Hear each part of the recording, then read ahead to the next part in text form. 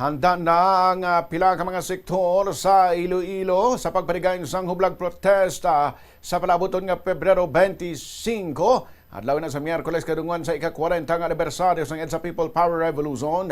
Pangunahan ini sang kahublagan kontra korupsyon nga isa ka multi-sectoral alliance sa mga Ilonggo kontra korupsyon.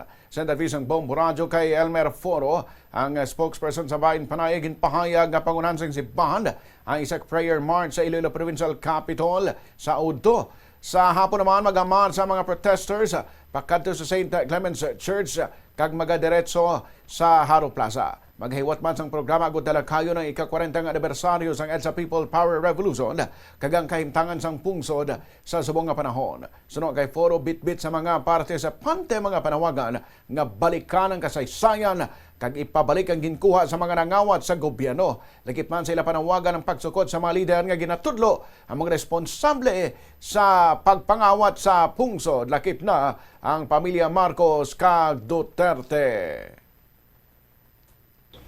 Siyempre sa ika-40 anibersaryo ng EDSA People Power Revolution, mas gusto naton balikan ang kasaysayan sa poder sa pumuluyo nga nagahugpong kag nagahulag kag ang panawagan naton subong Marcos Singilin Duterte panaguting gyapon ang iyang KKK kag managot pasabton ang dapat pasabton.